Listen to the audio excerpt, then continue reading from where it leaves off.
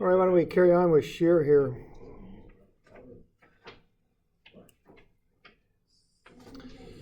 All right, so just to hit the highlights here, we're not talking the straight up kind of shear it like a bolt stuff here. This is a little bit more complicated because we get a shear distribution across the beam. Okay, so the type of shear we're talking here is caused by the bending, okay?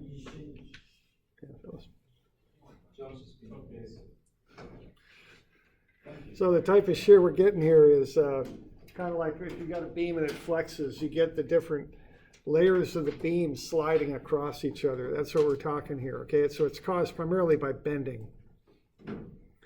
So here's a good picture of a shear failure. Okay, so it's shearing along the length of the beam as one layer tries to slide across the other. I think that's kind of a glue laminated beam, so that glue didn't hold, so it broke. Okay, so that's a shear failure there. Okay, and so we went through this long derivation here, and we got down to the fact that that shear is a function of the moment, but when you take the moment, you divide it by that little incremental distance across that changes the moment. That is shear, because the derivative of moment is shear. So delta m over delta x turns out to be shear, and what you're left with is V, which is the shear off the shear diagram, Q, which is this funny thing called the first moment of area, the area that would shear off, times the distance from the neutral axis to the centroid of the area, and divided by I for the whole beam, and T, which is the thickness of the beam. Okay, so that's the general formula for the shear stress. All right, so you do get a biaxial kind of distribution, like we do with anything. So if we've got an element here, the red shears are really what this bending would create, but we'd have the green ones coming back to hold that element in equilibrium. Okay. Shear maximizes at the neutral axis because you've got all the shears on one side, on the top going one direction, all the shears on the bottom going the other, or those stresses anyway, I guess I should say. So you'll get the maximum differential at the neutral axis. Shear is 0 at the top and bottom of the beam. Okay, rectangular beams, the maximum shear is 3V over 2A. Circular beam, the maximum shear is 4V over 3A. And then for flange beams, it's kind of funny. You just look at the web. That's the kind of the general design approach. You just take the area of the web and divide that into the shear force off the shear diagram. And that's the shear that you would use to design a flange beam. The idea there is that the shear stress is just about 0 on the edges, which is where the flanges are. So you just ignore the flanges and just deal with the web. All right. So we okay with that business there? Anything good with that?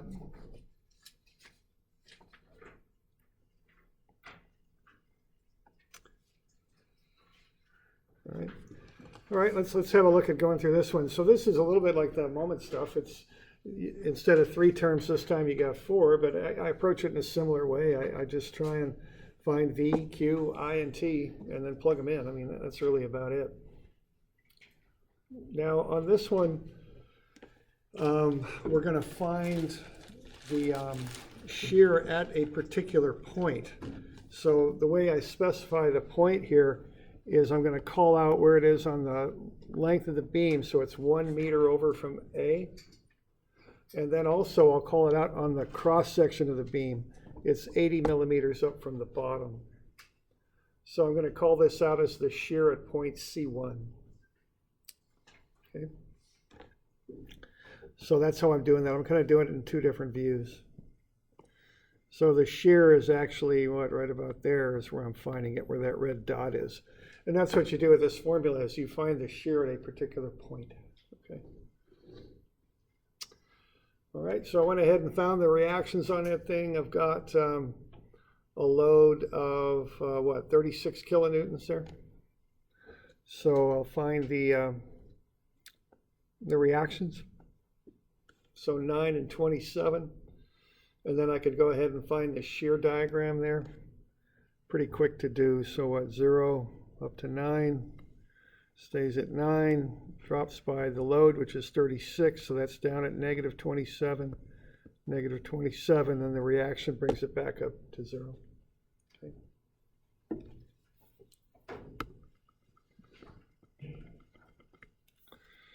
All right, so there you go. And so now what we need is we need these different things. So the first thing I'm going to need will be the shear at point C, and that's just 9 kilonewtons. I'll get that into newtons though, so that's 9,000 newtons. So that's V, and that comes right off of the shear diagram. What I'm doing, I'm just projecting C down, pulling off the shear, okay? That's all. Notice I'm finding it 4 point C. That's what I'm doing here. Okay, I think I can get T easy enough. Looks to be right there, 200 millimeters, which would be 0.200 meters. So I got T.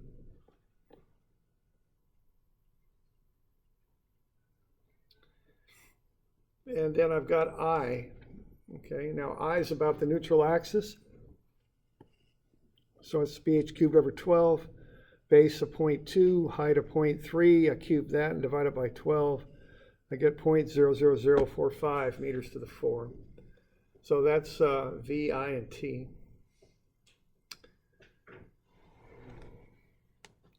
Now Q is the one, we just have to remember a little bit about.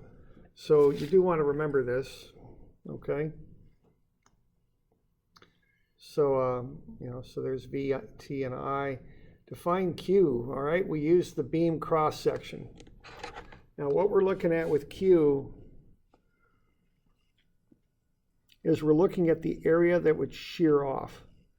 And there it is, right there, okay? So if this thing were to fail, which, that's how I would visualize this in my mind. If it were to fail, what I need to look at is that area that would shear off.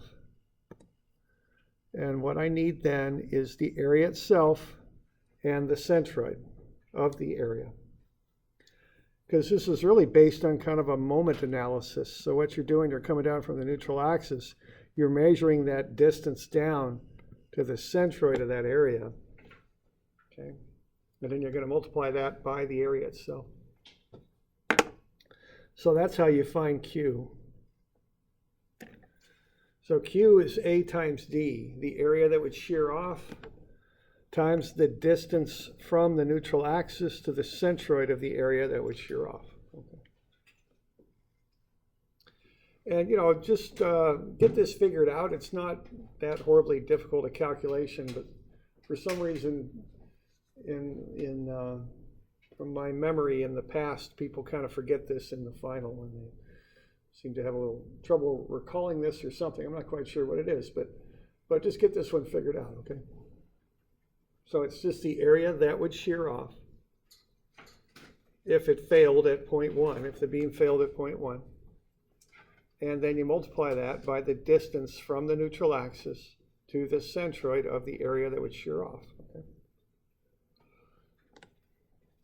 So that's the basic definition. So what we got there, the area that would shear off is shown in red. It's that area below point 1. So that's got a height of 0.08 meters and a width of 0.2 meters. I'm converting those millimeters into meters. And so you just multiply those together, you get the area. It's 0.016 square meters. Okay. Then you look at the distance from the neutral axis to that centroid. So what do we got? We've got a beam here that's 300 millimeters high. That's 0.3 meters. So the distance from the bottom of the beam up to the centroid, up to that neutral axis, I should say, is 0.15, half of the 30 millimeters, or 300 millimeters. So 300 millimeters is 0.3 meters, half of that is 0.15 meters. That's the distance from the bottom of the beam to the neutral axis. Okay? Now from there, we're going to measure down to the centroid of that red area. Now the centroid of the red area is 80 millimeters high, which is 0.08 meters. Half of that is 0.04. Okay. So what I'm going to do here, I'm going to take 0.15 to the neutral axis minus 0.04.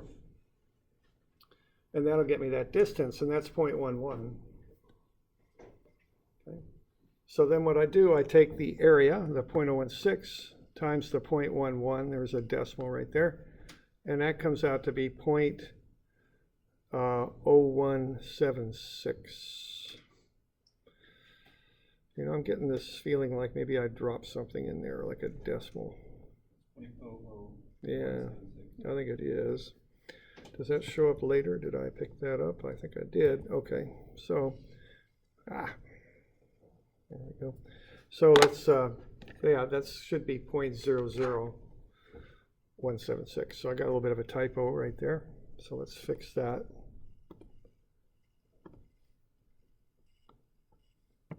So there ought to be 2 zeros in there, okay? All right, so just remember that definition for Q. It's A times D.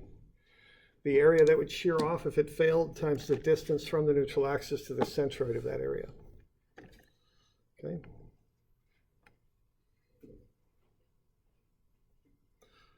So once you've got these things, and again, there's 4 of them,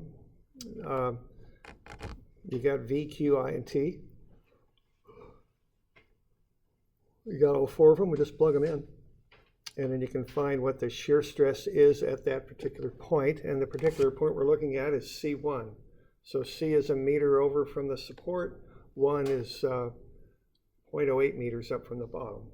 So that's the tendency of the beam to shear at that location. Okay.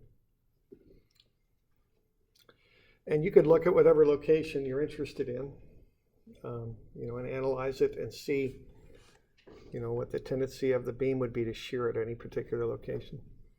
Okay.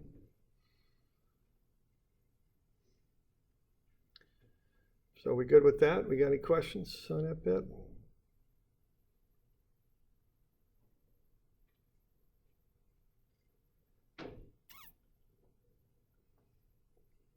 Okay.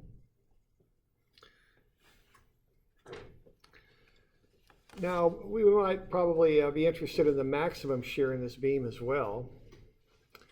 And keep in mind, that's just 3V over 2A. So I think of V over A as being the average shear. You know, it says V over A like we were doing earlier in the year. And then we can multiply that by 3/2, which is 1.5. So that's how you find the maximum shear stress. You take the maximum shear load off the shear diagram, divide it by twice, and divide that by the area and multiply that by 3/2. Okay. So if you're designing this beam, you design it for 675,000 newtons per meter squared. 3 times the 27,000, that's the biggest shear off the shear diagram if you look at it. I'm not bothering with the sign because the sign really doesn't matter on shear so much. It's you know, it's whether it's positive or negative for shear really doesn't make that big of a difference. And then just using the cross-sectional area of the beam, which is 0.2 by 0.3, 0.06. Okay.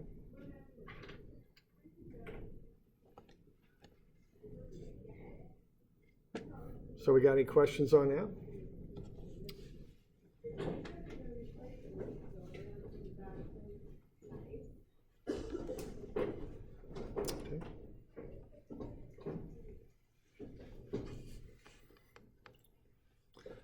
So that's how you design the beam right there.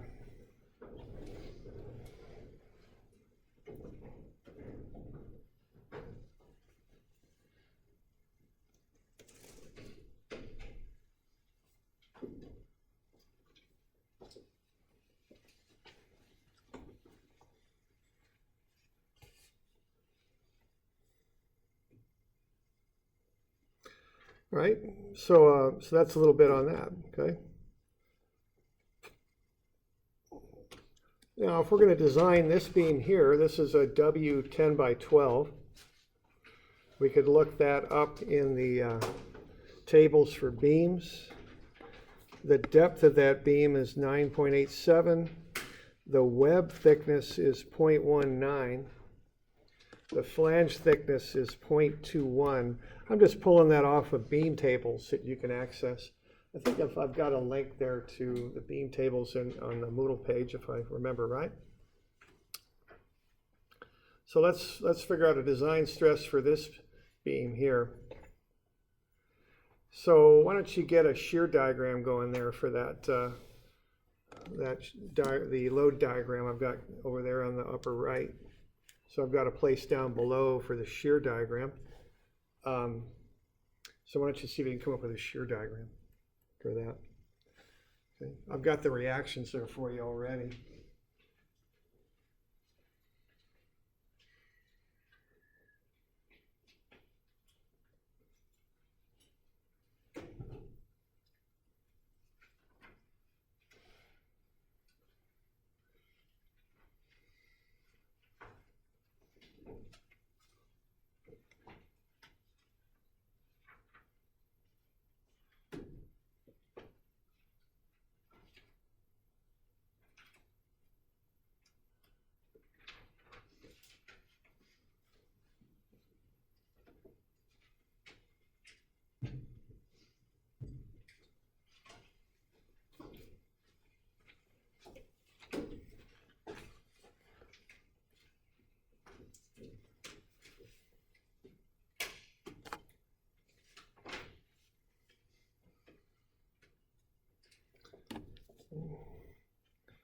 Remember to find the areas there whenever you've got a an area. You always want to find it. So we've got remember that's a negative,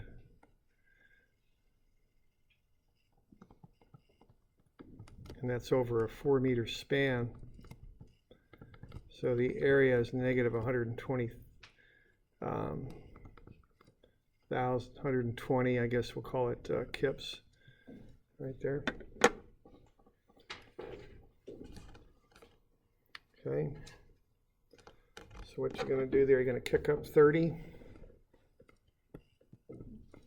Then nothing much is going to happen until you hit that load, and then you'll drop by the 120, and that'll get you down to negative 90. And then you'll come back up to 0. Is that the shear diagram there, more or less? Okay. And we're doing shear design, so all we need is the shear diagram. We don't need anything else. Okay. So I can get the maximum shear off of that. Okay. So that'll be negative 90 for the maximum right there. Okay. So that's V. Now on these I-shaped beams, what you do is you use just the area of the web. That's really all that you need. Okay, is that area right there. Okay, so you just need to figure out the height of that. You've got the thickness of it, it's 0.19. And then you need to find that H1 dimension. Now you got the total depth of the beam is 9.87 from the look of it. See, that's why it's a W10, because it's got a depth of almost 10 inches. The 12 means it's 12 pounds per foot. Okay. Now we also have the flange thickness at 0.21. So what we can do then is take 9.87 minus 2 times the flange thickness, and that'll get you 9.45. Multiply that by the thickness of the web there, and you'll get the area. So again, the idea here is that the flanges, the shear is about 0 up there where the flanges are at the top and bottom of the beam. So they don't really contribute to the strength of the beam and shear, because remember the beam is shearing longitudinally along its length. So if it's going to shear, it's probably going to shear right in the middle, see? So those flanges aren't really helping you very much, okay? So they're omitted, and you just find the area of the web. which would be the thickness times the height. And that's just about 1.8 inches squared, just a bit less. Okay? And then you just take the maximum shear and divide it by that area, and that's your shear stress. Okay?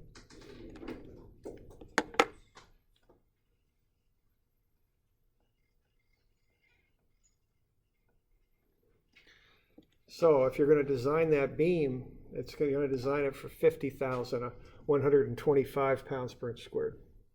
That's what you design it for. Okay.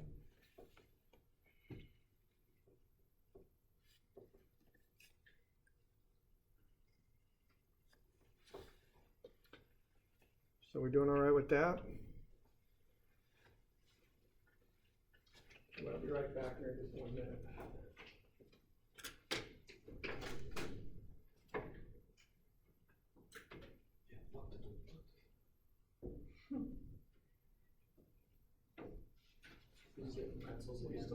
Still recording.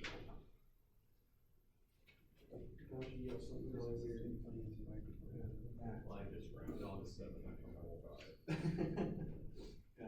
They have the same message. It's different. They came from wolves. How you read it? Yeah. That's what that means. That's like saying chimpanzees and things. I think that's where 0.7. Chinese are not We can't read it.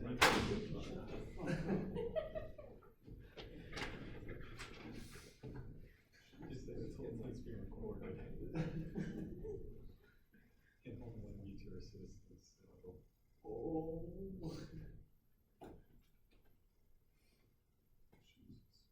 You getting pretzels again? That'd be awesome. I would just see if I can hang sanitizer.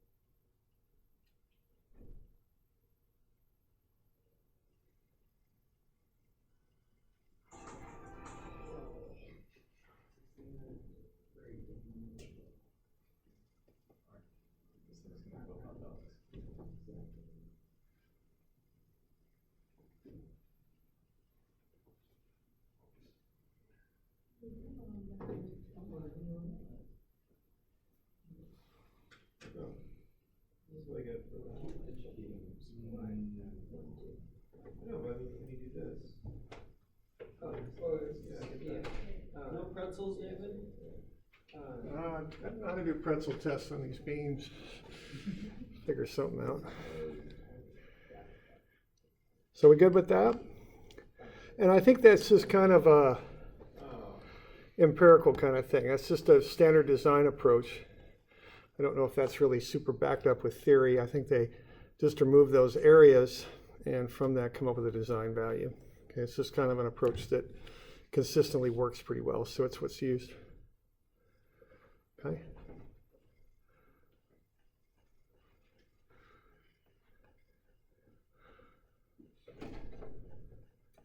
All right, now this shear has a couple uses to it that we want to employ here. So we use this to find something called shear flow. And this is kind of a thing that's used when you create what's called a built-up beam. Okay? So when you create a built-up beam, you're making your own beam, essentially. And maybe the best one to look at here would be, let's say, a timber box beam. You could join some boards together like that with screws and turn it into a nice hollow box, which would get you a nice high moment of inertia for the amount of wood you're using there. And that might be a good way to make a beam if you needed some sort of custom timber type beam. But the deal is, what you're going to do when you make a beam like that is when that beam bends, the board on the top is going to try and slide across the boards beneath it as it flexes. And it's just getting back to that idea of, differential kind of motion on a beam if it's not held together. So both of those boards, top and bottom, when that thing starts to bend, they're going to be like the pages in this book here. And they're going to attempt to have that kind of shear failure, like what we're seeing right here, for instance. Those top boards that I was just showing you are going to try and slide across the two beneath that support it, okay? And the only thing that prevents that are those screws. So as a result of that, what you're going to have is a shear buildup in those screws. You can imagine what would happen if, instead of gluing this thing together, what you did was you put a spike through there. What's going to happen is these boards here are trying to go that way, and these are saying, no, I don't want to go that way, I want to kind of go this way, and you're going to get that shearing action that builds up in the screw, okay? So instead of it being the material that makes up the beam now that resists the shear, you're putting all of that shear force into that spike you've driven in there, okay? And that's called shear flow that works its way through. All right, and so we want to analyze that because this is a fairly common thing to do structurally, is to build up a beam like that. Okay, so what shear flow is instead of VQ over IT, what's happened is you don't have the T anymore. What T is the thickness of the material in the beam. It's the thickness. Well, you don't have that working for you anymore. You've replaced that with a screw or a nail or a little spot weld or whatever it is you're using, okay? So you're going to get a shear buildup right in there in that spike, whatever it is. And see, the thickness of the material, which runs right there, that's not helping you anymore because that's not solid material anymore. It's two different boards that are nailed together or screwed together or whatever. So that'll just slide. So what you're doing, you're forcing all of that shear into that, let's say those are screws, into that screw. Okay, so what you do to calculate this up is you come up with shear flow, which is a lowercase f, which is VQ over I. The T is not in the formula, okay? So this is similar to doing that shear I showed you, perhaps, a little different in the approach, but it's the same sort of idea. And keep in mind, the shear is caused by bending, okay? It's that differential bending in different layers of the material that causes the shear to build up. So what you've done, you've taken out that thickness, because if you had a spike in here, like so, the thickness of the beam doesn't help you anymore. Right there, see, that would not be attached anymore. Those would just be two boards. So the only thing holding it together is the spike. So the T goes out of the formula, and you can calculate the stress buildup in the spike. That's basically what you're doing. So what you often look at with this is based on the spacing of the screws or the nails or the rivets or whatever they are. You figure out how much shear force builds up in them, okay? So you remove the T from the standard shear equation. So instead of getting newtons per meter squared of shear stress, you get newtons per meter, which relates to the meter on the bottom of that, relates to the spacing of the screws or the nails or whatever they are, okay? So let's say we've built kind of a funny little I-beam here. We've nailed some little boards onto the side of a larger board down the middle. And let's say we're assuming each nail can hold 40 pounds. Okay, let's figure out what sort of spacing we should have on these nails, okay? And I've got a simply supported beam there with 960 pounds applied in the middle of an 8-foot span. So, what do I got here? I'm going to have reactions there of 480. Then I'm going to hit that 960 and I'm going to jump down. There you go. There's the shear diagram. Pretty quick.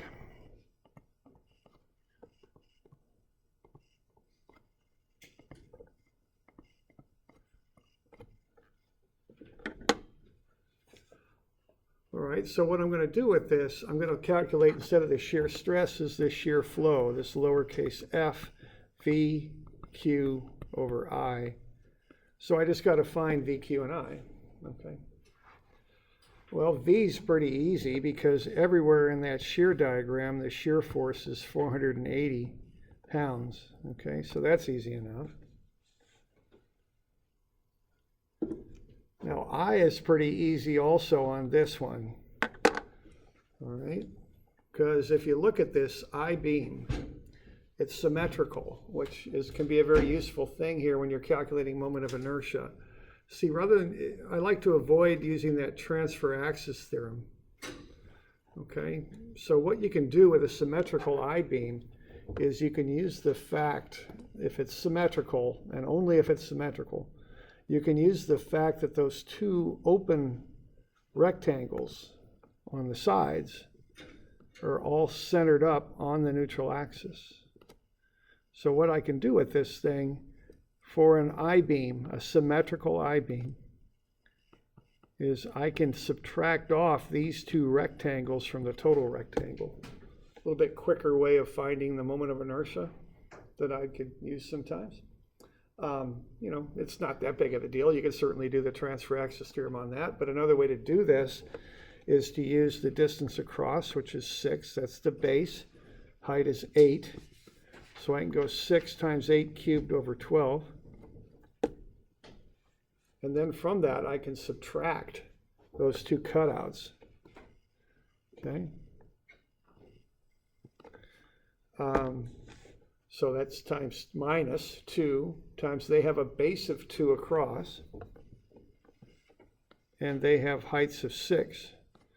So that'd be minus 2 times 6 cubed over 12. And when I run those numbers, I get 184 inches to the 4. So that's another way to find a moment of inertia of an I-beam. But be careful with this because it only works if all of those neutral or centroids are right on the neutral axis for the beam. So it only works with symmetrical beams, all right? So don't attempt that, for instance, with a T-beam. Doesn't work, okay? Because those cutouts on a T-beam are not at the neutral axis.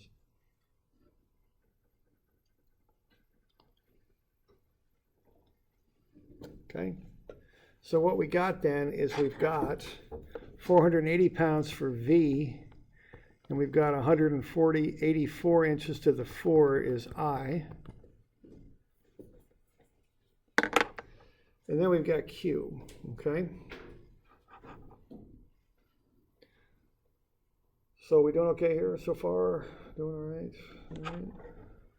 Now what we're going to do Q for is this little thing here, because that's what's going to shear off. So why don't you all find Q for that thing? We got maybe 5 minutes or so. And why don't you do that? So Q is the area of what would shear off times the distance from the neutral axis, which is right there, to the centroid of the area. So what is Q for that one of those little flange things sitting on the side of that I-beam? Okay.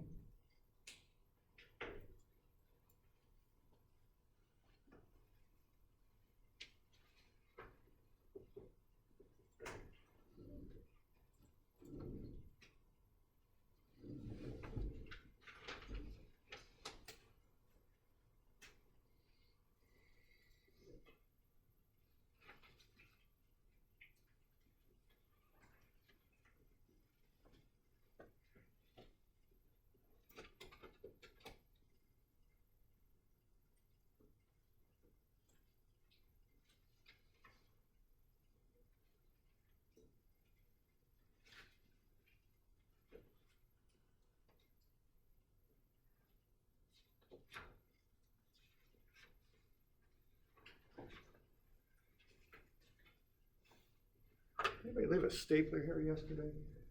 It was up here, little X-Acto thing.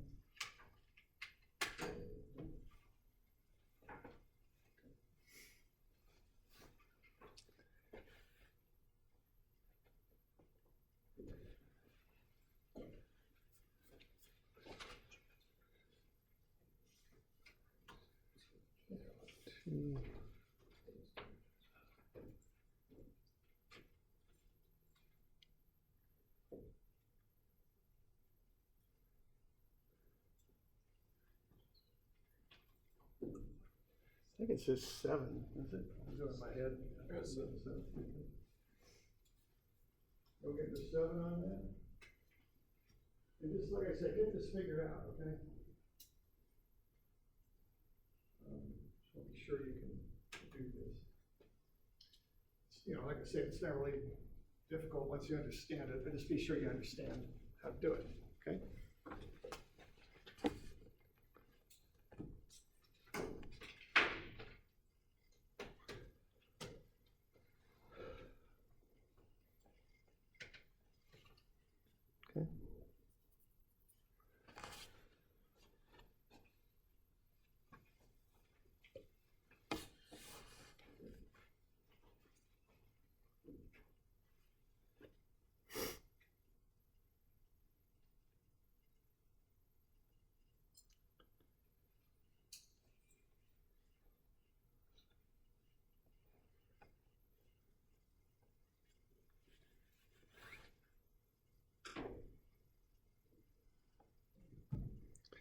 Okay, so the area there that would shear off is 2 inches by 1 inch, 2 square inch area.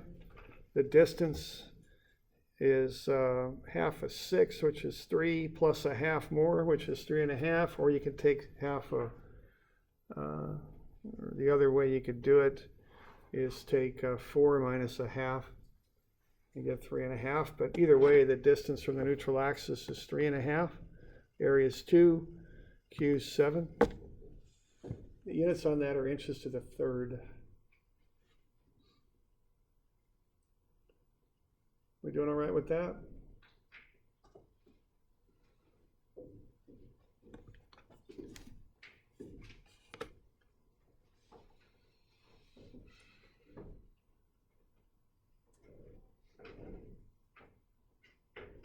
Okay. So now you just put everything together. It's just F is VQ over I. And what you'll find there is an answer in pounds per inch when you do it. So VQ over I, just run the numbers and you get 18.26 pounds of shear force that build up per inch of beam.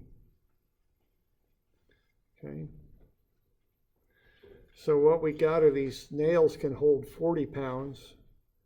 And what we want to do is find the spacing on the nails. See? So we know that each inch gets 18.26 pounds that build up in it. So what, 2 inches would get 36.52, you know, 3 inches, et cetera, et cetera. So we just have to do the calcs here and find what the spacing should be. Okay. So what I would do here, I'd take the 40 pounds and divide the 18.26 into it, and I'd come up with 2.19 inches. Kind of looks to me like a nail every 2 inches would be the thing to do, okay?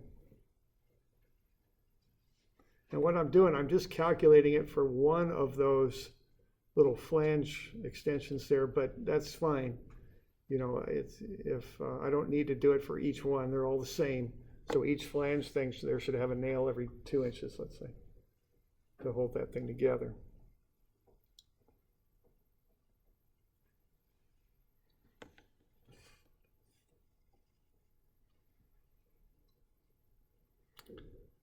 We okay with that?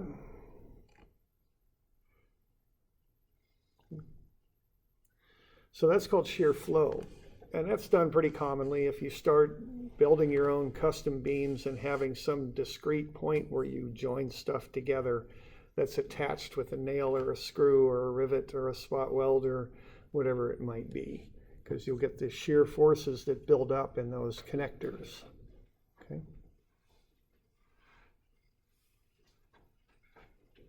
All right.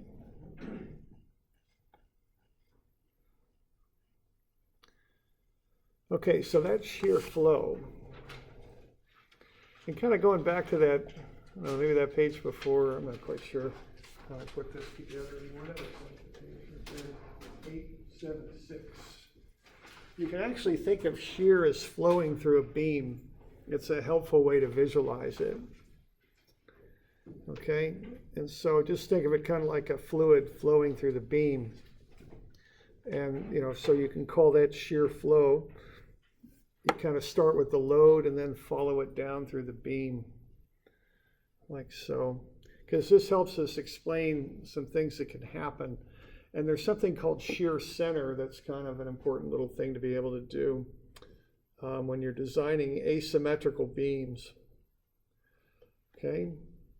Because when you load beams, you want them to, it's okay if they deform a little bit, that's what you expect. But you want a nice even deformation. So if this were a cantilever beam here that I'm showing you, and you were to load that up, what you would expect to happen is for the whole beam to drop down a little bit, but in a nice even way. Okay, kind of like that.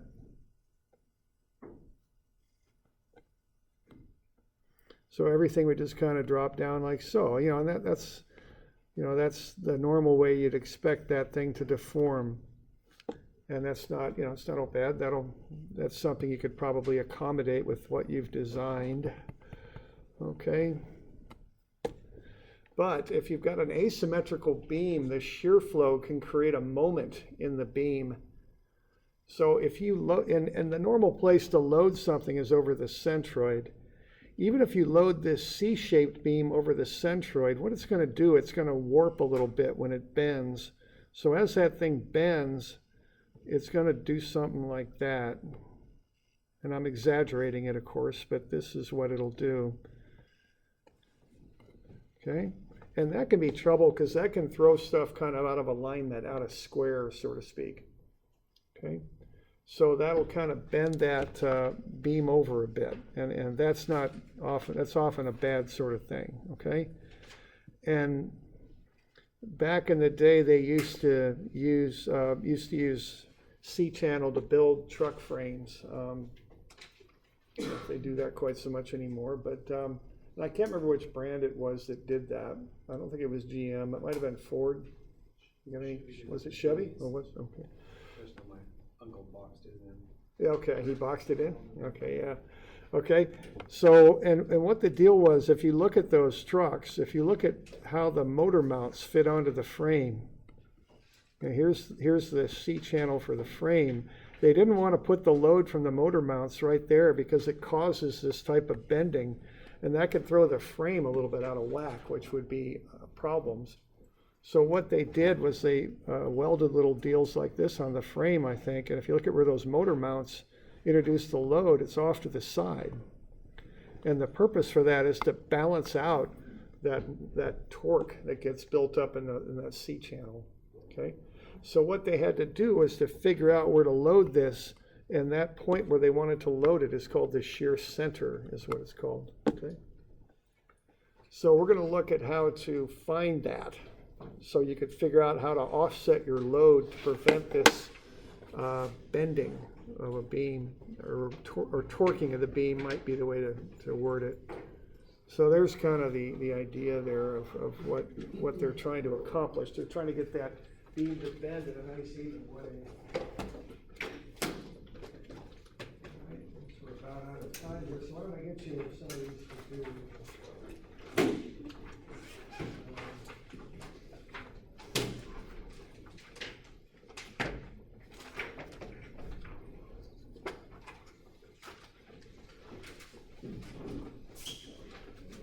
About 361 and 2, and how about one other 2? How about 371? 361, 362, 371.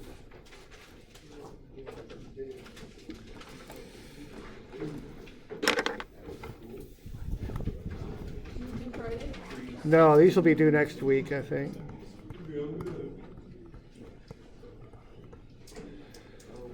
And that'll be the, is it the 7th or the 6th?